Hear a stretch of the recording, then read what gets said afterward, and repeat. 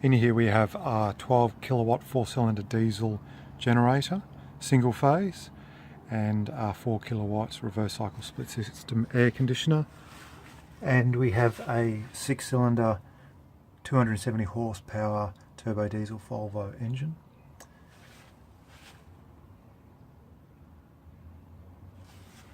And our house start batteries. Then next to that we have a 1500 litre fiberglass water tank. And then following on we have our 48 volt 550 amp hour UASA battery system, which equates to 24 volt 1100 amp hour or 12 volt 2200 amp hour, but is currently set up as a 48 volt system. We have our Chromogen 150 litre heat pump hot water system, which essentially acts as the same as a reverse cycle split system inverter air conditioner. So to produce 3 kilowatts of heating, it draws 600 watts of power. It's an extremely efficient way to use electricity to heat water. And this is under our two smaller middle bays, just next to where our engine bay and 12 kilowatt generator is. Obviously that little fella's not 12 kilowatts.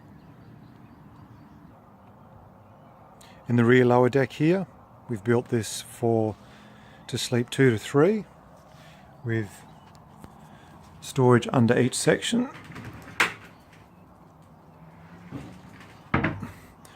Lighting, a power system, LED lighting and power, and also you can see it goes to the hole for the upper deck with a plan to put a ladder there to join the two decks, and there is a TV mounted there also in that rear section. You could use that for a storage compartment if you chose.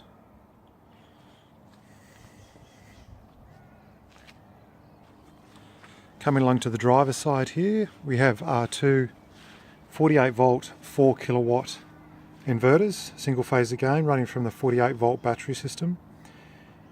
Each one is capable of 4000 watts continuous, 8 kilowatts peak. So we have a total of 8 kilowatts continuous and 16 kilowatt peak. Each one also has a 50 amp MPPT solar regulator. So we have a total of 100 amps MPPT 48 volt regulation with a maximum VOC, open circuit voltage, of the solar panels is 145 volts, and also has 120 amp combined AC mains charging system also. As you can see, they are linked together with data and power, and they synchronize between each other. One operates as a master and one operates as a slave. Currently this system on the main side is not hardwired in. We just have a mains in to keep the batteries on float charge and a mains out just for testing purposes. There are two switchboards that come with it. The larger one is the original one that was put in with a different layout, but is now not the right size. So we have another one here that's narrower and a double row. And this is the other end of our 1500 litre freshwater tank. Move along a bit further.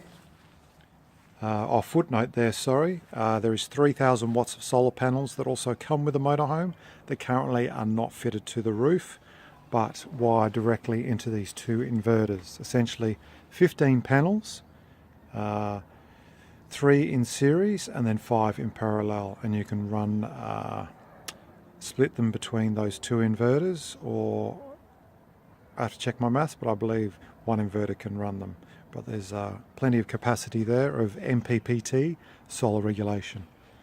Coming over here we see the other end of our 4 kilowatt inverter air conditioner system and the radiator for the 4-cylinder diesel 12 kilowatt generator. All of this has been installed in such a manner, worst case scenario, should you need to remove it, the whole mounting bracket system bolts out. But you would have to pump down the gas, obviously in the air conditioner, before removing it. Back in the kitchen here, this is our controller for the generator. It's an automatic controller. It plugs in as being wired in, and that does an auto start on the generator and has many features and functions. Also, there was a plan here for a control and display panel to go here in the kitchen area.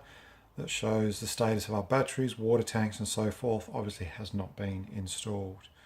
And then quickly here you can see our LED strip lighting on our overhead cupboards on both sides.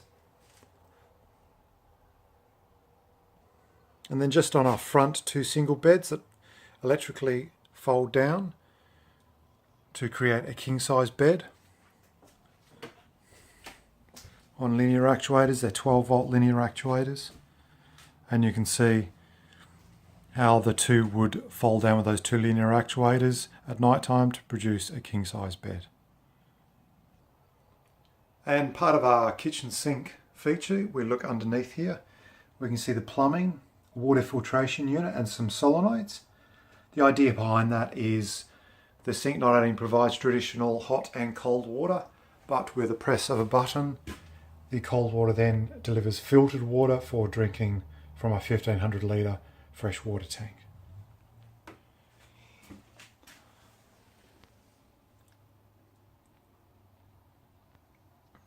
And there is pipe work here to connect a dishwasher into this bay here. And the plan was for a bar freezer to go into this bay here. In our bathroom here we come to the plumbing system and 3 solenoids for our shower and bath water delivery system.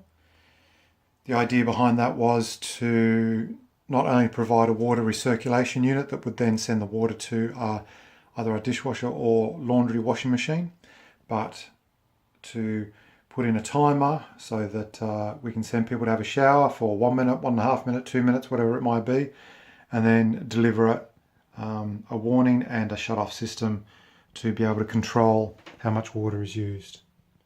These 2 black and red pipes going up to the ceiling connect to a solar hot water panel on the roof.